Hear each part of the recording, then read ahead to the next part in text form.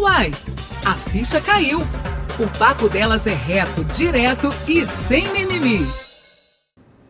Bem-vindas e bem-vindos, eu sou Brenda Lara e este é mais um podcast Uai, a Ficha Caiu. É um prazer ter você aqui comigo. Se você ainda não se inscreveu nesse canal, já faz isso, se inscreve, dá um like, ativa o sininho para ficar por dentro de tudo que acontece aqui em primeira mão. Hoje eu recebo a psicóloga Yolda Bahia, mas como você já sabe, eu prefiro que ela mesma se apresente. Yolda, é um prazer te receber aqui, seja muito bem-vinda. Obrigada. Me diz, quem é você no mundo? Meu Deus, eu sou tanta coisa. Mas, primeiramente, sou mãe, que era o que eu mais queria ser na vida. Agora sou vó. Vó fresquinha. 13 dias de avó. E sou mentora de mulheres, psicóloga já há 16 anos, professora há 27. Então, venho aí de uma... É sempre na educação. Uau. O que eu gosto é a educação. Maravilha! Hoje nós vamos falar aqui em curar feridas internas, resgatar a nossa sabedoria feminina. Você que está aí nos assistindo já sabe que vem outra mulher potente aqui, né? Porque eu não trago mulher que não seja potente. E potente, quando eu digo, é porque toda a história nos inspira. Eu tenho certeza que a Yolda também vai fazer você pensar sobre muitas coisas que a gente vai conversar aqui. Então, se você já vê sentido nesse tema, indica para aquela amiga, para aquela mulher que você conhece e compartilha esse episódio com ela. Para começar o nosso bate-papo, Yolda, como a gente consegue entender que muitos medos, dores e padrões que nós carregamos talvez não tenha começado na nossa própria história? A gente sempre acha, porque nós somos muito egocêntricos, né? Alguns menos, outros mais, mas nós temos essa ideia assim, eu sou eu, essa personalidade aqui é minha, não é? Eu sou dona de tudo que eu tenho. E não, a gente herda isso, a gente traz lá da nossa ancestralidade. Porque tu imagina, nós temos os nossos pais, temos 4 avós, verdade, 8 bisavós, 16 tataravós. E isso, 20 gerações aí para trás. E você imagina isso que já foi catalogado, que começa mais ou menos ali entre 1480 e 1580. E essa história toda vindo, reverberando e ficando no teu inconsciente coletivo. Então, ao mesmo tempo que eu falo assim, isso aqui é muito meu, nada é meu, nada é só meu. Né? Eu venho trazendo características, eu venho trazendo padrões, eu venho trazendo comportamentos, medos, culpas de toda essa geração, de todo mundo que veio antes de mim. E isso é muito sério. Olha, então, quando falarem alguma coisa, eu já vou falar, é culpa da minha tataravó, tá? Já vou mudar meu discurso. Porque a culpa ninguém quer, né? A gente tem uma mania de querer sempre jogar a culpa para alguém. Isso aqui não é. A culpa é minha, eu faço o que eu quiser com ela. Não, e isso é verdade. A culpa, né, nas pessoas. Também não está errado. A gente empurra, a gente faz o que a gente quer, né, com ela. Verdade. Mas o mais legal mesmo é a gente assumir e falar assim, agora a peteca estava com eles, mas a partir do momento que eu me conscientizei disso, agora ela está comigo. E aí agora é da minha responsabilidade, é da minha alçada resolver isso aqui. Legal. E o que significa dizer que existem traumas emocionais atravessando em gerações de mulheres dentro de uma mesma família? Os traumas transgeracionais, eles vêm aí datando, porque a gente não consegue ir lá atrás, desde quando começou, né? A gente não consegue. Verdade. Agora, a gente consegue sim mapear, por exemplo, eu que tive tataravó, eu tive tudo, tataravó, bisavó, avó, tudo. Então, eu sempre fui muito curiosa de pesquisar a história dessas mulheres, principalmente das mulheres, né? Porque nós que somos as reprimidas, embora hoje menos, mas a gente ainda é. Então, quando você vai fazendo esse mapeamento, e aí você descobre o que ela temia, o que ela engolia, se ela tinha o direito de falar não, se ela exercia esse direito? Provavelmente não. E aí isso vai se repetindo no meu padrão de comportamento, né? Porque eu, sem querer, eu repito o que eu vivencio. Porque antigamente se falava assim, porque o bebê, ele é uma tábula rasa, né? Um conceito começado em Roma e tudo, mas foi difundido mesmo por John Locke, que a gente tinha essa ideia do bebê ser uma tábula rasa. E depois a gente descobriu que não, que ele vivencia, que ele escuta tudo que a gente está conversando ali desde o momento da concepção. Uau! Isso vai ficando. É tanto que existem coisas que a gente não sabe explicar, não é? Existem acontecimentos que você fala assim, gente, de onde que eu tirei isso? Não, meu filho nasceu com o mesmo medo do escuro que eu tenho. Porque ele repete, porque ele sabe que você tem. Pois é. Aí eu falei, gente, e olha que eu fiquei pensando por um tempo, eu falei, refletindo isso que você está falando agora. Eu falei, será que a criança pega esse medo que a gente tem, né? Já lá na barriga, porque ele nunca sofreu uma coisa que eu entendesse que ele ficou no escuro e, sabe, né? Aqueles traumas que a gente passou uma situação e começou a ter medo. Não, o menino nunca passou por um momento dele, mas ele entra em pânico igual eu. A gente vai nesse negócio de labirinto do terror, às vezes, que eu não gosto. E aí, quem que eu tenho que ser nessa hora? A pessoa que protege ele mesmo, morrendo de medo. Morrendo de medo e tendo que passar para ele que tá tudo bem. E ali se ruendo, né, por dentro. Sim. Porque a gente passa essas coisas pro filho, principalmente para as filhas. Eu tive uma mentorada que ela muito medrosa. Ela é extremamente medrosa. De tudo. De tudo. Ela faz, claro, as coisas, mas ela é medrosa. Então, ela tem medo do escuro, ela tem medo de viajar sozinha, ela tem medo de ficar em casa sozinha. Nossa. E ela teve 4 filhas. Pergunta se alguma filha dela é corajosa, assim. Meu Deus, mentira. Não, porque ela passou aquele medo para as filhas. As filhas pegaram isso. Então, ela vai ter, às vezes tem que viajar, então tem que contar com o favor de alguém, de algum familiar, para poder ficar na casa, porque as filhas têm medo. E muito medo. É um medo mesmo de paralisar. Porque o medo é bom, mas ele também é ruim quando ele é exacerbado. Mas isso também, nessa questão de geração, né, de gestar, é mais da mulher passar, então. Ou o homem também consegue, o pai ali consegue influenciar. Existe isso? Não, o homem influencia, claro, mas ele influencia mais depois que a criança nasce. Ah, tá. Porque geralmente, ainda é assim, a mãe é quem conversa mais. A mãe é que está ali gerando, é a mãe que está em contato com aquele bebê. 24 horas, né? Sim, verdade. Ainda é muito maior a relação da mãe, mesmo em tempo cronológico, da mãe com o filho do que o pai. Então, a maioria dos medos e dos receios vem muito mais da mãe. Tanto quando o filho é muito corajoso, como quando ele não é. Então, tem muitas coisas que elas não começam. Aliás, a maioria não começou em você, dos traumas. Você veio trazendo. Uau. E aí, ao mesmo tempo que você falou da culpa, né? Que eu vou jogar então. Que a gente fica assim, então tá. Então eu tô legal, porque isso aí não é problema meu, né? Então, vou ver o que eu faço aí, mas também não vou me sentir culpada. Ao mesmo tempo é bom, mas ao mesmo tempo é ruim, porque tu fala assim, eu não escolhi isso. Eu não queria viver isso. Existem relatos de mulheres que nunca passaram por abuso de espécie nenhuma, nem propriamente dito, nem aqueles abusos velados, né? Sim.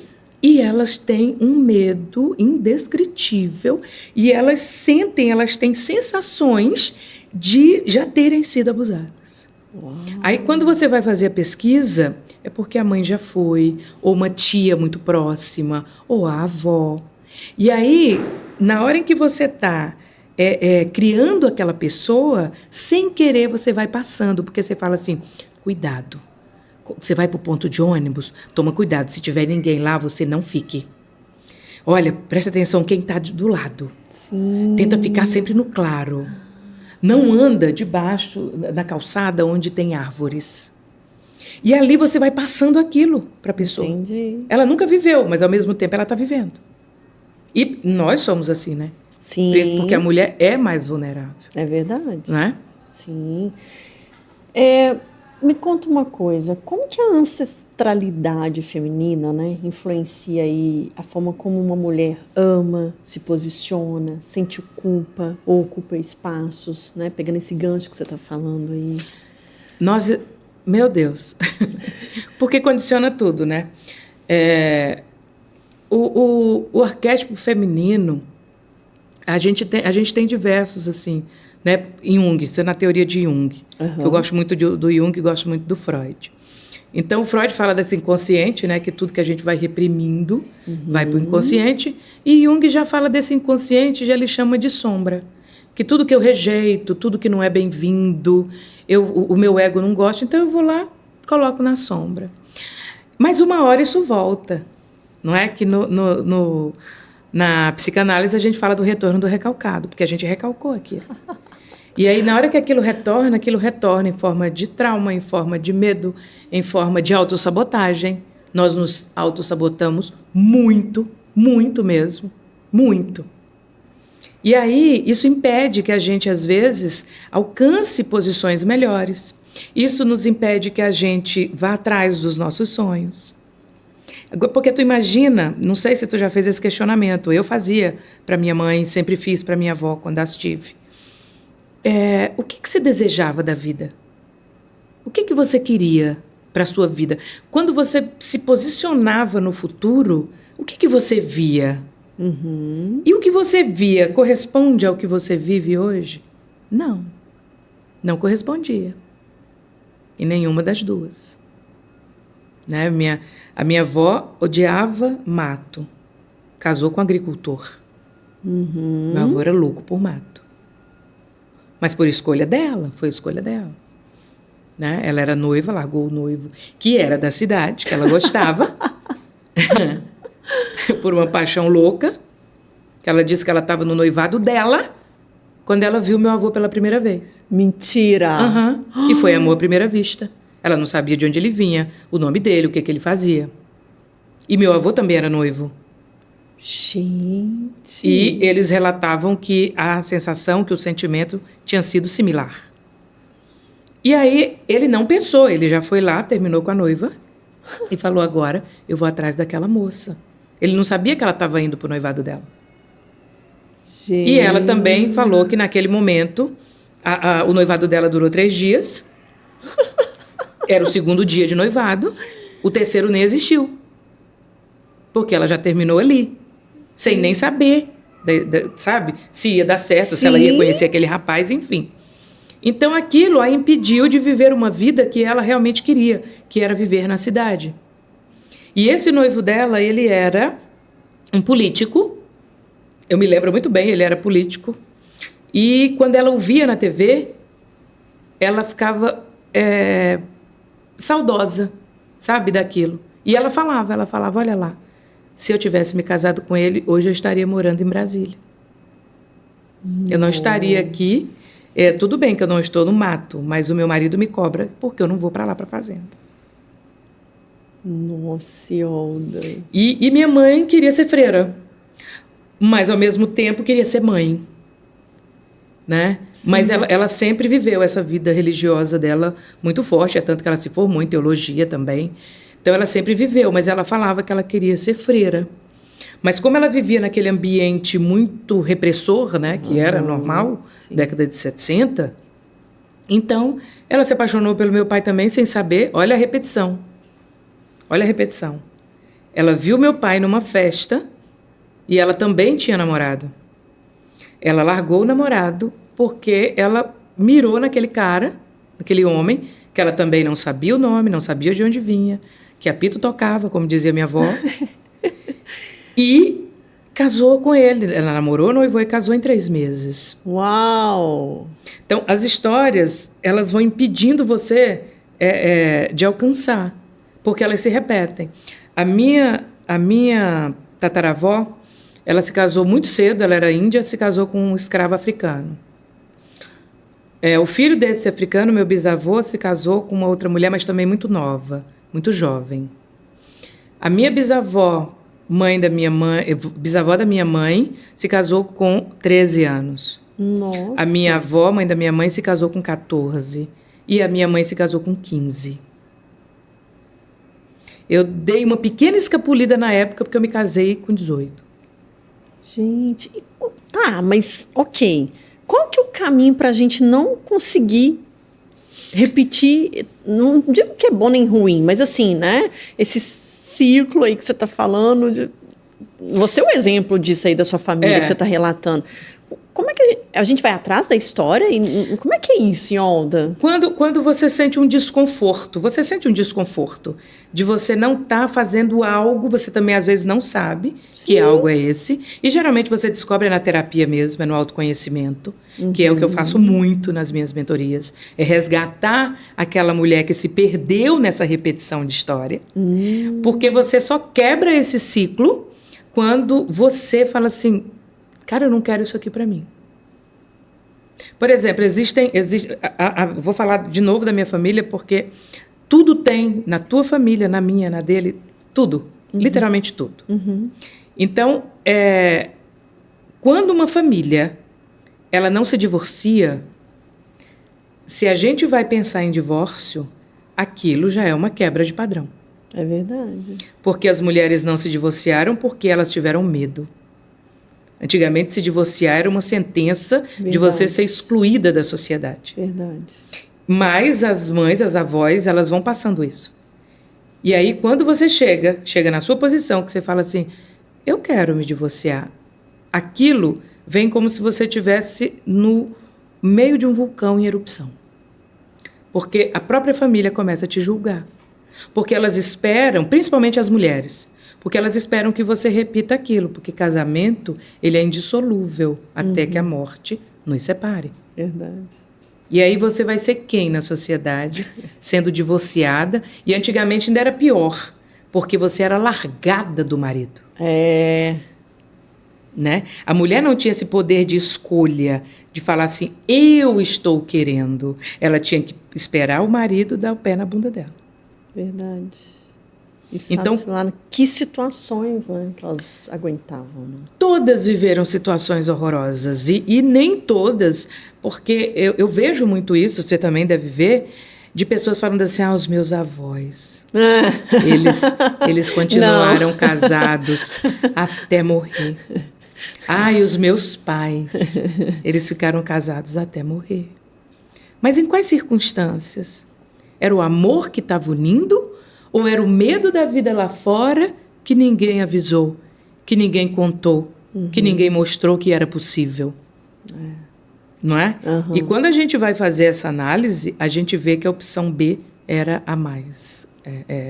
eu aposto mais nela, era a mais escolhida mesmo. Era falar, eu tenho medo desse mundo lá fora.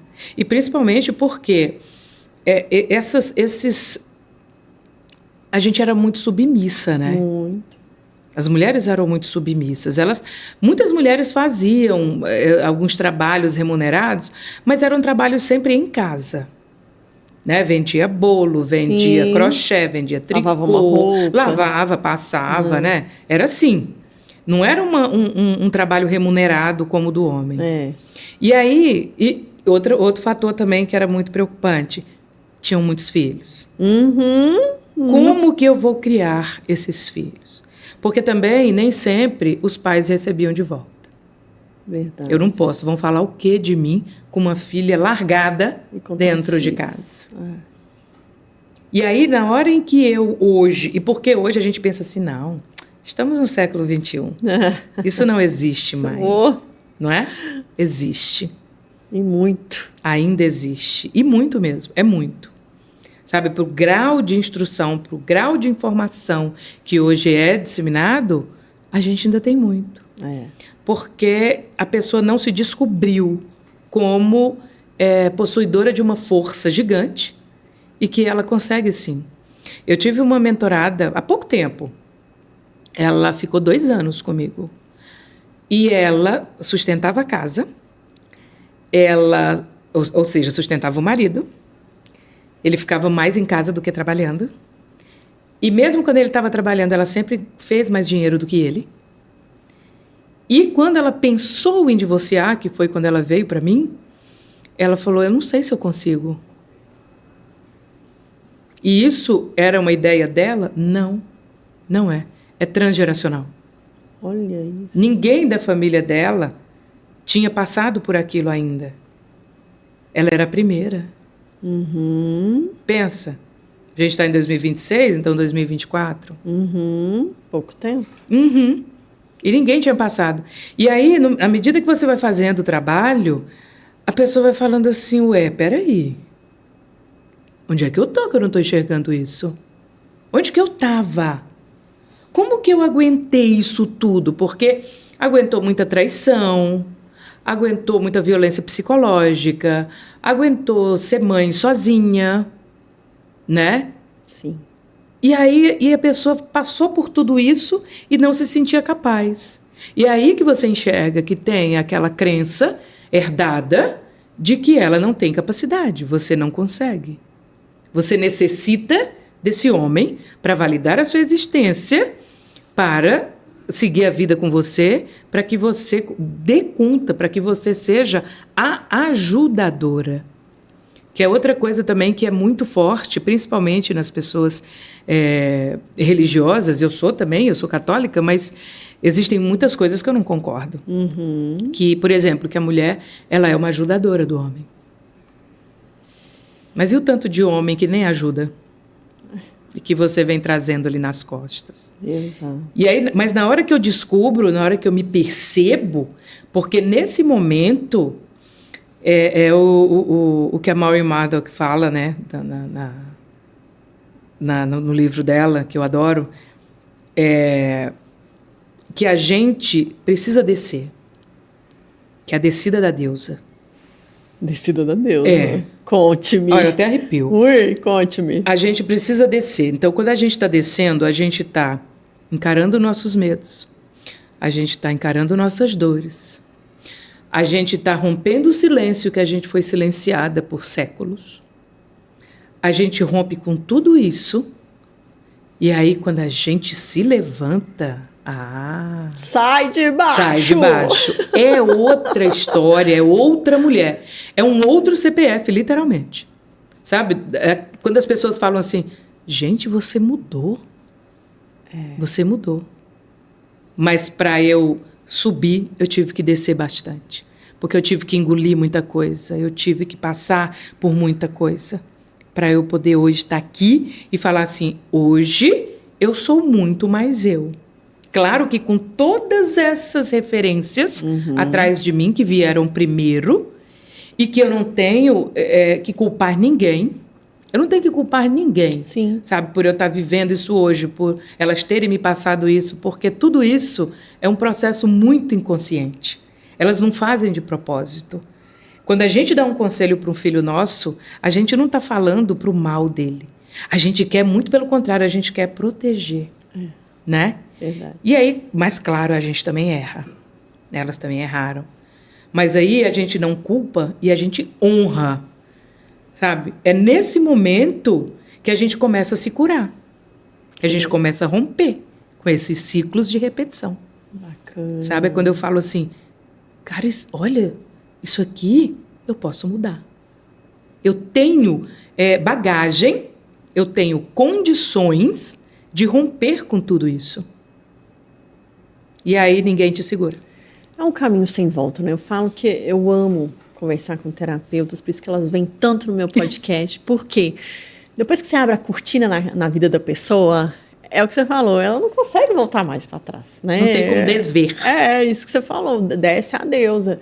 E você que está nos assistindo, conhece uma mulher dessa que você já está aí pensando, nossa, pensei nessa fulana que passou por isso que ela repete, ou você mesmo se reconhecendo, é mesmo, eu estou repetindo o comportamento, né, da minha mãe, da minha avó, da bisavó. Então, comenta aqui que eu quero saber.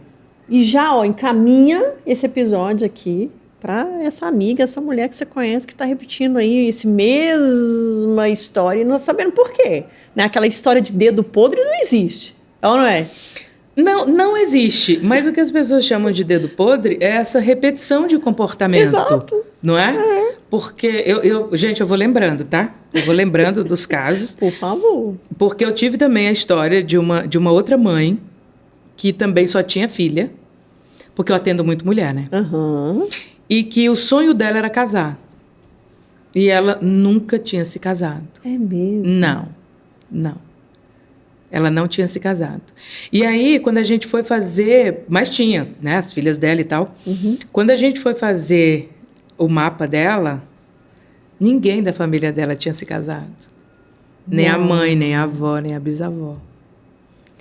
E ela, inclusive, era fruto de um namoro da mãe dela que o namorado não assumiu. Poxa. Ela também só tinha o nome da mãe. E era um dos motivos também que ela queria se casar. Para ela não ter a certidão de nascimento, pai Só ausente. da mãe. Nossa. Uhum. Mãe. Pai ausente. Mas ela veio se casar após os 50. Que ela veio se casar com uma pessoa. Olha só. Mas ela aguentou, assim, horrores. Eu diria para ela, como eu falei várias vezes, não se case. Mas ela queria tanto aquele papel, sabe? Ela Romper queria esse padrão, Ela queria, né? ela queria. E olha que interessante, as filhas estavam indo no mesmo caminho. E só depois do casamento dela que as filhas foram se casar também. Gente. Algumas com algumas relações também frustradas, algumas abandonadas também, com filhos. Gente. Então, na hora que ela rompeu aquilo ali, as outras conseguiram romper, porque é assim que acontece. Olha só. Precisam romper alguma coisa aí na sua história, que ó, Iolda Bahia, guarda esse nome. No final ela vai dar os contatos dela, você já procura ela, porque, gente, sensacional o que ela está trazendo aqui, né? A gente muitas vezes passa a vida inteira tentando entender o que está acontecendo, por que a gente está vivendo as mesmas situações. Tá aí, ó, tá a resposta. Iolda, me conta, a gente fala muito de um termo, jornada da heroína. O que é isso? E por que tantas mulheres sentem que precisam se desconstruir para finalmente se encontrar? A jornada da heroína é um conceito da Maureen Murdock, que eu gosto demais, gosto muito, que é um livro que ela escreveu em 1990. Ela foi aluna do Campbell.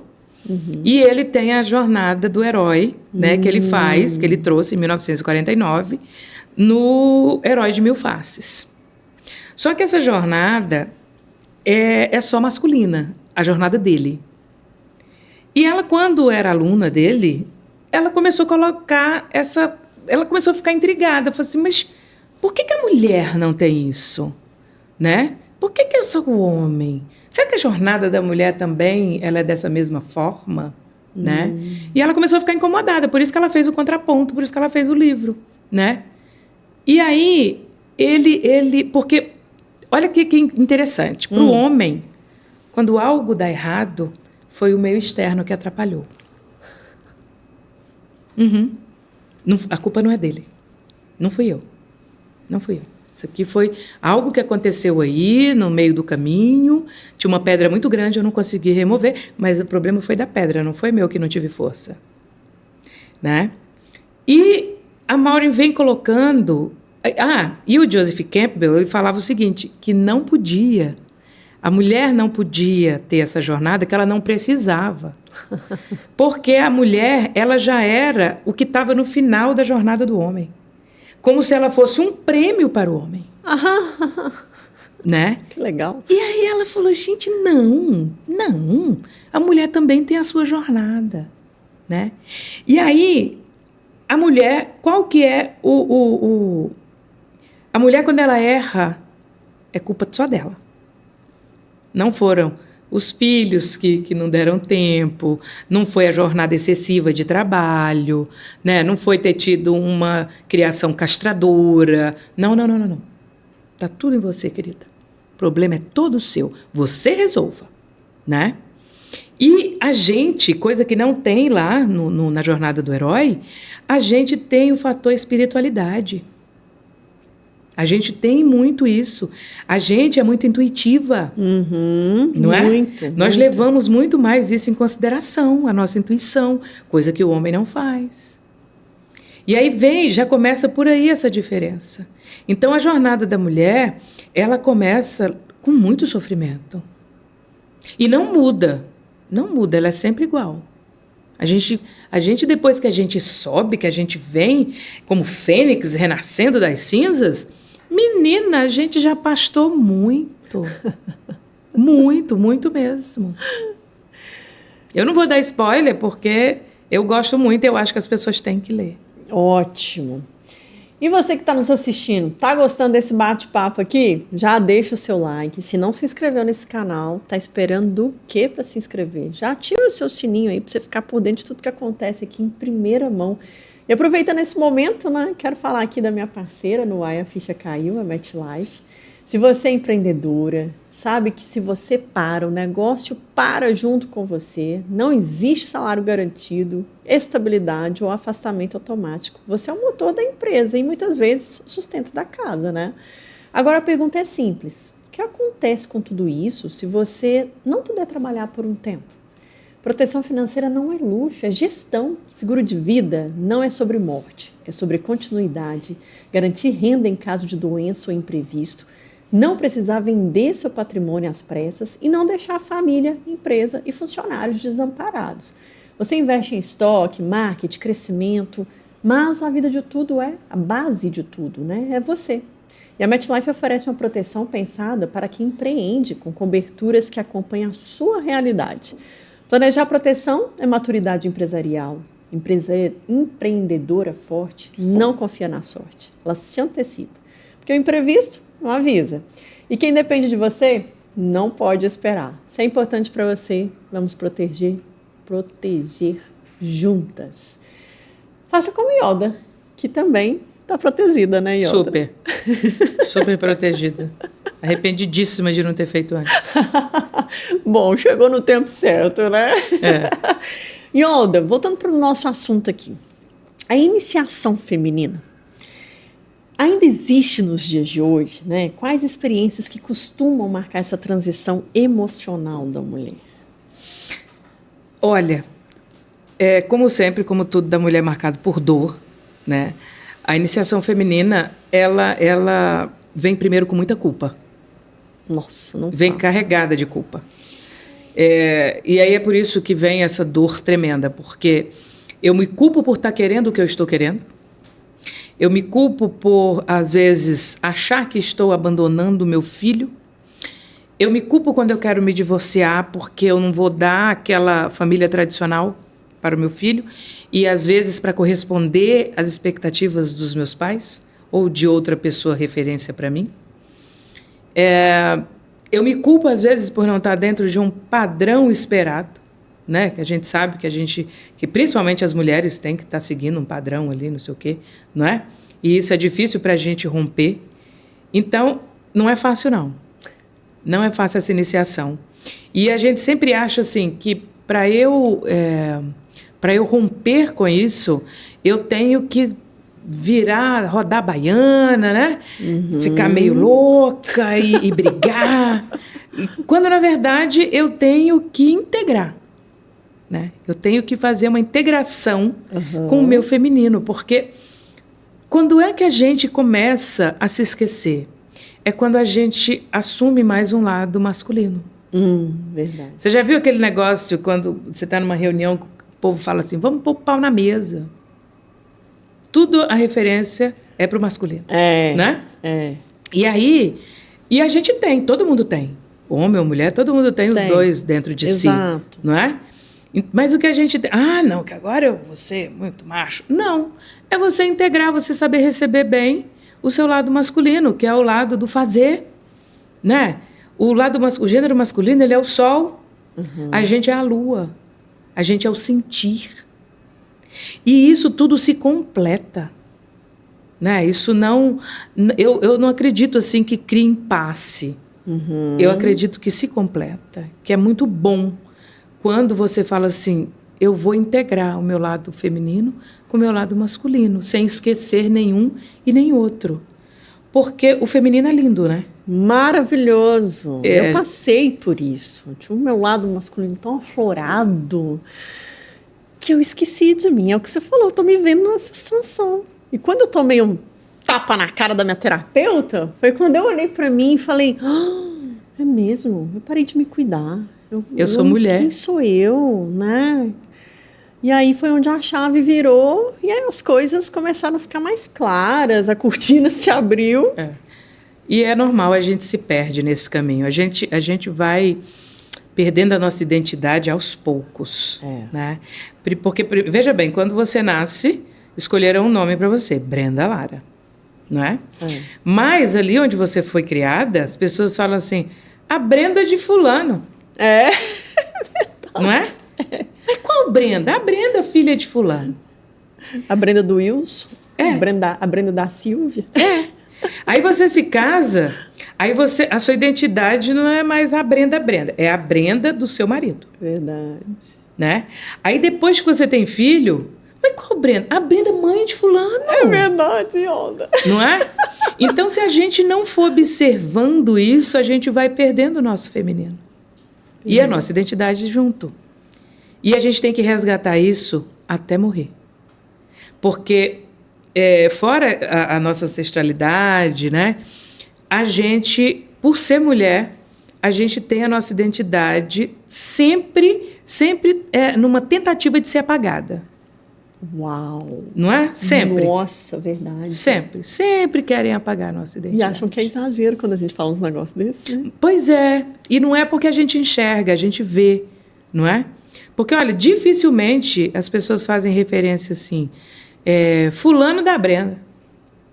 Não, é mais o contrário. Existe, claro que existe, que nada é 100%. Sim. Mas é muito mais nos colocando num patamar de subjugada e de submissa. Verdade. Né? Verdade.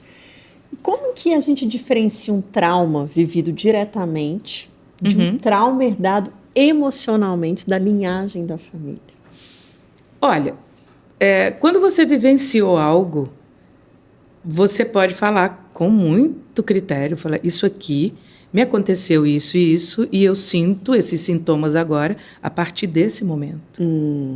Mas existem muitas coisas que você não sabe de onde vieram. Verdade. Não é? Então você diferencia dessa forma. Isso aqui eu sei de onde está vindo porque eu vivi. Agora, isso aqui eu não sei. Por exemplo, quando eu era criança, eu me perdi numa cidade que para mim era super estranha, na cidade dos pais do meu pai. E eu fui seguir meu pai de manhã cedo. Só que meu pai mandou eu voltar, eu tinha 3 anos. Aí meu pai insistiu, volta. Em algum momento eu tentei voltar. Mas ali eu já peguei outros caminhos. Meu Deus. E o meu pai voltou para casa e minha mãe crente que eu estava com ele. E o meu pai voltou para casa, ela falou, cadê a Iolda? Eu falei, a Iolda voltou. Ela falou, não, ela não voltou. E aí começou a guerra, começou busca, o procura uma criança de 3 anos. E isso era 6 horas da manhã. Eu fui encontrada meio-dia. Meu Deus do céu! Então, eu nunca tinha feito essa correlação, até fazer análise, de que em todas as situações que eu me sentia perdida, mas perdida não na vida, filosoficamente falando, perdida concretamente. A primeira coisa que eu fazia era olhar para o tanque do carro, se estava cheio. E ali eu disparava a chorar. Eu disparava a chorar, meu coração faltava sair pela boca. E eu nunca tinha feito essa correlação, que era por causa daquele momento. Que eu me sentia extremamente só, me sentia mal. E eu não explicava. Só quando eu fiz análise já com 32 anos, que eu falei, meu Deus, era isso. E a partir daquele momento, eu não fiquei mais assim, acabou.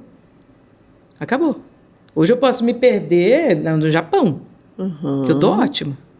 Passou. Olha só. Porque eu descobri, mas aí eu vivi aquilo. Eu vivi aquilo. Mas existem certas coisas que você não explica, então certamente é de alguém que passou para você. Aí é herdado. A maioria é herdado. Uau! E por que romper padrões familiares pode gerar culpa, Medo e até essa sensação de traição à própria história, né? É. A gente tem medo, né? Por exemplo, se sua mãe foi uma pessoa sempre dona de casa, que nunca conquistou um salário, né? Que não tinha algo para ela falar assim, isso aqui eu conquistei sozinha, isso aqui foi meu. Quando você começa a conquistar, você dá 10 passos para trás. Porque você sente que você está traindo a sua mãe. Você está traindo a história dela. A minha mãe não viveu isso. Nossa. A minha mãe não fez isso. E por que eu estou me achando tão melhor do que ela para eu fazer isso? Mas isso tudo é inconsciente. Uau. Tudo. A autossabotagem, ela começa por aí. Ela começa muito por aí. E quando eu reconheço que eu não estou avançando, é o melhor momento assim, para eu realmente fazer uma terapia. Porque eu conheço muitas pessoas que elas têm um potencial maravilhoso, um potencial gigante, e não crescem. E é justamente por causa disso. Porque a pessoa vai contando as suas histórias, e claro, eu não vou ficar fazendo análise de ninguém ali, que eu não sou nem autorizada. Mas, como eu sou psicóloga, na hora eu estou entendendo por que ela está fazendo aquilo ali, por que ela está retrocedendo a um desejo que ela quer tanto. Porque ela está honrando um sofrimento, ela está honrando uma história que não é a dela e que ela não deseja. Meu Deus. E aí, quando a gente chega nesse momento da mentoria ou às vezes da análise, a gente fala o seguinte: honre muito, porque você está aqui por causa dessa pessoa. Ela deu o melhor dela para você, ela viveu para você. Não é? Verdade. Mas você não é obrigada a repetir a história dela. Principalmente porque não te traz alegria. A minha mãe repetiu muito a história da minha avó. Até na profissão, minha mãe era mega inteligente. E a mamãe, por muito tempo, ela começava a estudar, parava. Ela começava a estudar, parava. Ela se dava 1000 desculpas. Ela falava, não, eu não gosto que vocês vão para a rua. Quando eu saio, eu sei que vocês saem escondidos. Eu fico com medo de acontecer alguma coisa com vocês aqui em casa. Sendo que ela trancava tudo. Não. A minha mãe, ela só conseguiu fazer as graduações dela quando ela fez terapia. Quando ela fez terapia. Gente. E, Odo, o que significa agir com coragem no processo de cura emocional? Coragem é a ausência do medo ou é decisão apesar dele? É a decisão apesar dele, porque, veja bem, imagina, eu tenho 51 anos. Imagina se nesses 51 anos eu quisesse muito, né, cursar letras, cursar psicologia, que era o meu sonho também, e eu ali com medo. Medo, não sei, será que eu tenho competência? Será que eu consigo? Mas eu tenho 3 filhos. Meu Deus do céu. Você imagina hoje o quão frustrada eu não estaria por eu não ter ido fazer o que eu fiz, apesar do medo. Eu comecei a minha primeira graduação, a minha filha mais velha tinha 3 meses. Eu voltava da faculdade com a roupa toda encharcada, porque vazava o leite. E no final da psicologia, nos dois últimos anos, eu passei 1 ano grávida, né, os 2 períodos grávida dos gêmeos, e depois 1 ano com os gêmeos, para terminar. E dava medo de deixá-los? Claro, medo, tristeza, culpa, porque a gente quer ficar ali, aninhando aquilo ali o tempo todo, cuidando, sabe? O menino dá você já quer estar lá, não é? É verdade. E outra coisa que a gente tem muito isso, é muito da mulher, só eu sei o que o meu filho sente. Verdade. Só eu sei discernir as dores que meu filho sente. Só eu sirvo. Só eu sirvo, porque a gente quer. E para a gente romper com tudo isso, Brenda, é outra coisa que a gente tem que se livrar muito. É esse tal sentimento de suficiência. A gente tem que entender que jamais vai ser suficiente. Mas a gente vai ser suficiente o possível. E o que ele necessita. E já tá bom. Demais. E muito bom, sabe? Verdade. Então, a gente tem que ir com medo. Porque o medo faz parte, né? Sim. O medo faz parte. Se eu nunca tivesse vindo aqui, certamente eu ia ficar com medo um pouco, porque o caminho é escuro, né? Ai, eu nunca fui lá. Mas aí você fala, tudo tem a primeira vez. Vou com medo mesmo. E tem que ir. Mas esse encorajamento, ele é uma construção. Você não começa logo assim, eu tirei carteira hoje, vou viajar para Vitória. Não, nunca, ainda mais para Vitória. Não é? Não, você 381. fala assim, eu tô aqui em BH, eu vou ali em Betim. Isso. Eu vou ali em Sabará, né? É. E toda vez que você tem uma vitória, você tem mais um pouco de coragem Verdade. e menos medo. Verdade. É sempre assim, sabe? Quando a coragem vem, o medo diminui. Verdade. E quando uma mulher decide curar a si mesma, até onde essa transformação pode impactar as próximas gerações da própria família? Impacta em tudo. Impacta em tudo. Principalmente, claro, nas mulheres, mas ela impacta na vida geral da família. Geral. Porque todo mundo ali percebe que você rompeu com alguma coisa. E você, com aquele rompimento, você encoraja outras pessoas. E as pessoas se espelham em você. Então, você tem uma filha e você vivia um relacionamento abusivo. E você falou, não, isso aqui não é para mim. De onde ele tirou que eu vou aguentar isso aqui? Eu não preciso disso. Na hora em que tua filha estiver vivendo um relacionamento similar, a primeira pessoa que ela vai se lembrar é você. Verdade. E ela vai falar, minha mãe deu um não redondo. Eu também vou dar, porque eu quero ser igual à minha mãe. E isso, olha, tanto para a parte boa como para a parte ruim. Exato. Que a gente falou no início. É. Que se minha mãe era medrosa, se minha mãe não teve essa coragem, se minha mãe ficou submissa, se calando, sabe, adoecendo, eu vou seguindo o mesmo caminho, porque eu não quero decepcionar a minha mãe. Nossa, forte isso. Né? Muito, muito. Então, quando você rompe com isso, menina, olha, você está melhorando a vida dos teus filhos, dos teus netos, dos teus bisnetos, porque aquilo vira aquele ciclo de repetição também, mas uma repetição para o bem. Maravilha. Iolda, o que você aprendeu com o mundo sendo uma mulher? Eu aprendi que a gente tem que ser forte, porque eu sou de uma família de mulheres fortes, mas eu aprendi que mesmo sendo forte, a gente pode pedir ajuda, a gente pode falar assim, tá doendo, e hoje eu estou sem força. Uau! E o que você, enquanto mulher, deseja às outras mulheres? Que elas se encorajem.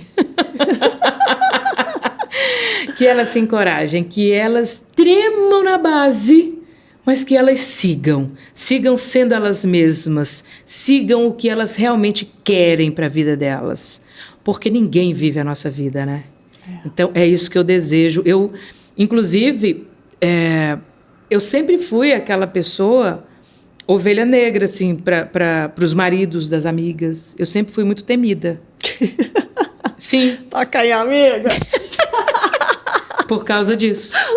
Porque, às vezes, você está conversando e você enxerga alguma coisa e você fala assim, você percebeu que isso aí não foi bom?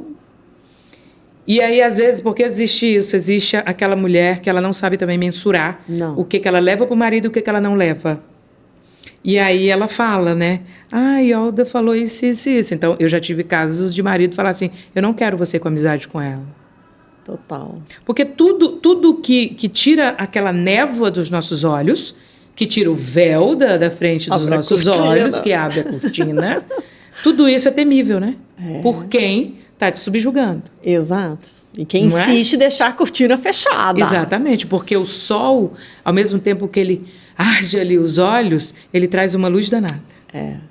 Não é? Muito. E quando você descobre o caminho para essa luz, nunca mais você quer voltar para a escuridão do medo, não é? E da tristeza, da vergonha. Verdade. Você que está nos assistindo, me conta aqui agora sobre isso que a Iolda acabou de falar. Você conhece aí uma amiga, né? Uma mãe, uma, sei lá, vizinha que tem aí uma cortina fechada na frente dela que você enxerga, mas manda esse episódio para ela. Que ela vai ter certeza do que a gente está falando aqui. Vai se identificar. Vai se identificar. Já faz isso, né? Comenta aqui que eu tô curiosa para saber se a gente está muito distante, né, Iolda? Do que a gente tá falando, né? A gente tá com devaneio, acontece só lá fora da Terra, sabe? Fora do planeta Terra, só em Marte, exato. É só em Marte que acontece isso. Aqui de jeito nenhum. Conta aqui pra mim se é só em Marte mesmo, ou se você conhece alguém ou tá passando por isso, né? Tá precisando abrir essas cortinas e enxergar o sol, como a Iolda falou, que ilumina, traz luz, né? Conta aqui. Um livro, uma série, um filme, uma frase, uma fotografia ou qualquer coisa. Iolda, chegou a hora da dica. Quer saber o que você trouxe para compartilhar com a gente aqui? Tô curiosa. Bom, a gente já até falou, né? A gente já até falou no meio aí da nossa conversa que eu acho que todo mundo deve ler A Jornada da Heroína, que é da Maureen Murdock. Porque ensina pra gente, ensina passo a passo. Por isso que eu não quis aqui esmiuçar, para dar curiosidade mesmo, para você ler. Porque você vai se identificar e você vai falar assim, caramba, eu tenho que subir. Uau! E aí, complementando, tem uma frase que eu vi, acho que foi numa série, eu não lembro qual, mas falava assim, o bom de você chegar ao fundo do poço é que você só tem uma alternativa, ir para cima. E principalmente para nós, porque a gente desce sofredora, desce com muitas dores, mas quando a gente sobe soberana. Ninguém segura. Não. Engraçado que eu não sabia que você ia dar essa dica, mas eu lendo sobre tudo isso que a gente, né, preparando a nossa conversa, olha a frase que eu separei. O povo vai achar que a gente combinou, mas não tem nada combinado aqui, gente. É ou não é, Iolda? Não, nada. Escolhe uma dica, qual que você quiser e traz para compartilhar. E eu trouxe essa frase. A jornada da heroína é, acima de tudo, a coragem de abraçar a própria natureza e valorizar a si mesma, mesmo quando o mundo não valida essa escolha. É isso. É isso. Trozamento de pensação aqui, ó. Mas é isso. Não interessa o resto do mundo, interessa o que eu sinto, interessa o que eu desejo, interessa o que eu quero fazer da minha vida. E se isso não fere ninguém, eu tenho que fazer. Porque é isso que vai trazer a minha plenitude, a minha felicidade. É isso que vai realmente me completar. Você não me completa, ninguém me completa. O que me completa está dentro de mim mesma. Uau! Que a gente saiba a essência disso que a Iolda acabou de falar, gente. Nós nos completamos. Não existe a metade da laranja. Não. Eu tenho pavor. A tampa da panela. Jamais. Geralmente ela é quebrada. Acorda, mulher. É você mesma. Olha para si. A sua metade está dentro de você. Né, Iolda? A gente quer... Por que a gente busca no outro o tempo todo a nossa tampa, a nossa metade? A validação. Mas é porque a gente veio de uma estrutura assim. A gente necessitava dessa validação e principalmente de uma validação masculina. Lembra que até o início do século XX, que está logo aí, né? A gente só saía acompanhada de um homem. Verdade. Mulher não saía sozinha. Exato. Quando eu tive meu primeiro namorado, eu nunca encontrei com ele sozinha. Meu pai mandava meu irmão me acompanhar. É isso. Acho que a nossa geração para trás passou por isso. Eu também, né? Meu pai tinha horário para chegar, para sair. Tinha que estar alguém junto. Aí eu falava, ai, meu Deus do céu, não é possível. Né? Aí eu falei, vai durar isso quanto? Né? Eu sabia que era o início ali do namoro, super proteção, né, pai? Aí vai ver esse episódio aqui. A gente sabe que existe essa coisa da super proteção. E eu falava, passa logo esses 3 meses de experiência, né? Pra gente ter um pouco mais de liberdade, começar a realmente viver a nossa vida independente. Porque a gente não tinha, né? A gente não tinha. Não tinha. A irmã do meu pai só tem uma irmã. Assim, menina, né? 6 homens e ela de irmã. Nossa! Eu fico imaginando. Ela namorava com uma vela. Meu Deus, não. E na hora que a mãe passava e apagava a vela, era o sinal que ela tinha que entrar, que acabou o horário.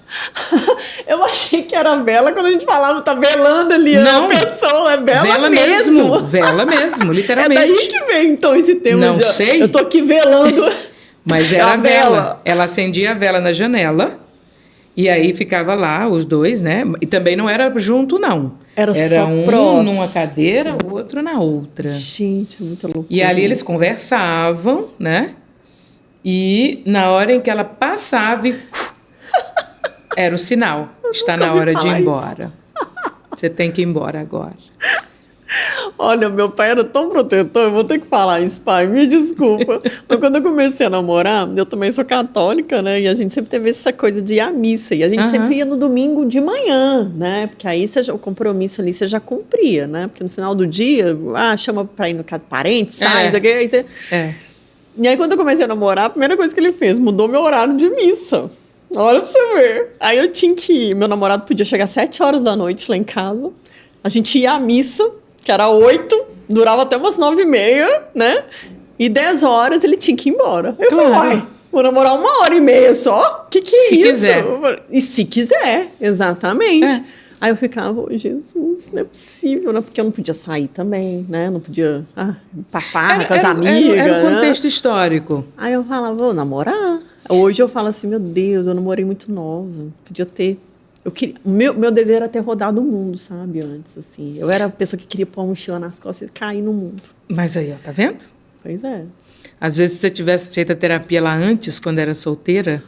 Oi, ó, deixa eu te falar um negócio. Eu sempre defendo meu podcast. Se você assistir os episódios que eu tô com o terapeuta, eu falo a mesma frase. A gente tinha que nascer com a pediatra e a terapeuta do lado, né? Esperar chegar 30, 40 anos da vida pra falar, poxa, por que eu não fiz terapia antes? É ou mas não é quando a gente... mas é quando a gente começa a acordar. E essa é a importância também da gente fazer, porque quando você tiver uma filha... E você começa a observar algumas coisas, você já introduz a terapia para ela.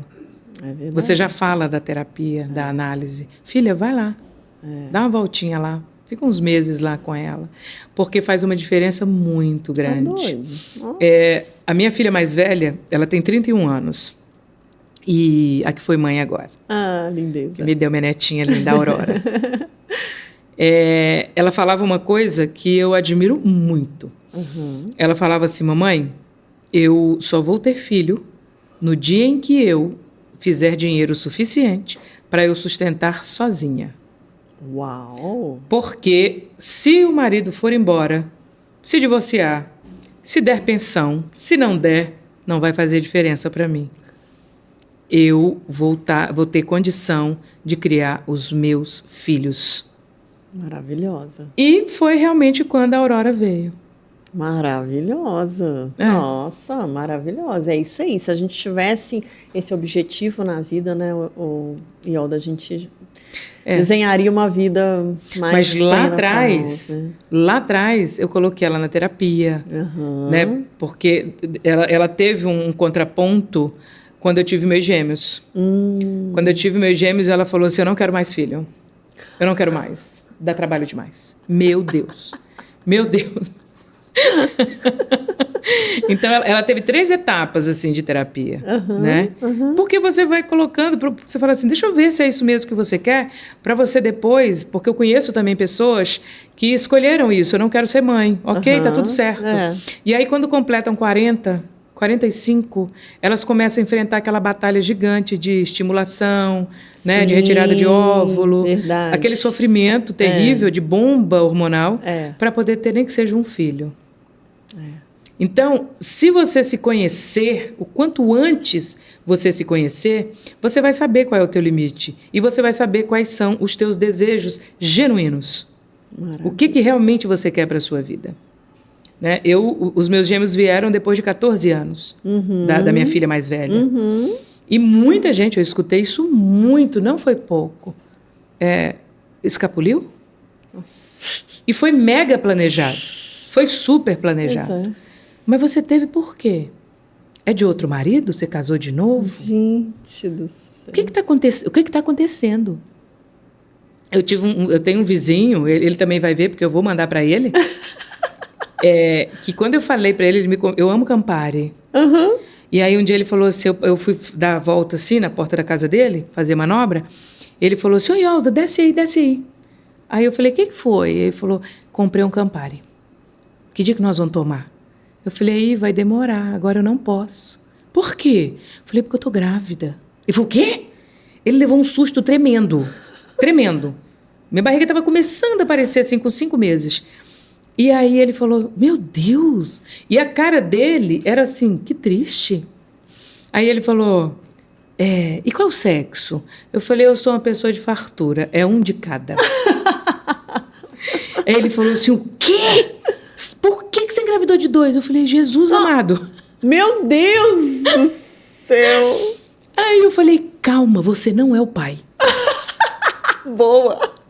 Por isso que você é maravilhosa desse jeito. Obrigada. Mas a gente lembra disso, que ele é meu vizinho, putz, há mais de 30 anos. E a gente lembra disso até hoje. Oi, gente, maravilha. E assim a gente encerra esse nosso bate-papo, né, Iolda? Você acredita? Passa muito rápido, né? Muito. Mas, as portas do Ficha Caiu estão abertas para você, tá? Pode voltar quando você quiser. Obrigada. Né? A gente marca outro bate-papo, vamos Só conversar. chamar. E quero muito te agradecer, é uma honra para mim ter você aqui, né? Um prazer enorme, essa mulher incrível, potente, que eu sou fã. Gente, vocês não sabem, sou muito fã dessa mulher. Mas a gente começa a rasgar cedo aqui, aí não vai dar, que eu também sou, te falei, né? Desde quando você era da Alvorada. É verdade. Ó, te acompanho, muito tempo. Verdade, gente. Quando eu conheci ela veio falar, você vive lá na minha casa tem anos. Eu falei, como assim? Ela era ligando desde cedo. Era ligando o rádio na hora. Deixa eu ver como é que tá o trânsito. Brenda!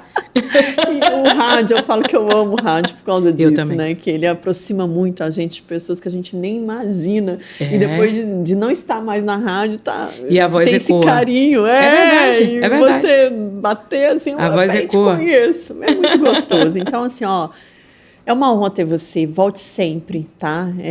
Você tá com você é sempre uma delícia pra gente conversar, trocar ideia. E agora me conta, quem quiser te conhecer, tomar esses tapas na cara, abrir essa cortina, como é que faz pra te encontrar? Eu falo que é tudo tapa de amor. É isso mesmo? Tá? Tapa de amor? São tapas assim com luva de pelica. O meu Instagram é @IoldaBahiaMentora. Então, quem quiser entrar em contato comigo, é só me chamar lá no direct. Maravilha. Mais uma vez, muito obrigada, viu? Prazer enorme. E vamos juntas nessa rede aí para fortalecer cada vez mais as mulheres. Sempre. Precisamos. Obrigada. Imagina. Prazer todo meu de ter você aqui. E este foi mais um podcast. A Ficha Caiu. Já se inscreveu no canal? Não é possível. Depois de ouvir tudo que a Iolda disse aqui, você vai perder o que ainda tem nesse canal e o que vai vir? Não, né? Então se inscreve, ativa o seu sininho, curte, dá like bastante, já manda para amiga, para mulher, para o maridão, para o companheiro, para todo mundo. Vamos fortalecer essa rede aqui, né? Conhecer melhor esse espaço de fala que eu trago aqui com muito carinho, mulheres como a Iolda, para a gente se inspirar, crescer juntas, fortalecer. Vamos juntas, é o que eu falo. Sozinha a gente consegue chegar? Sim. Mas quando a gente está junto, a gente vai mais longe. Então pensa nisso. Um beijo e trilhe o seu próprio caminho. Siga a sua essência. Até a próxima!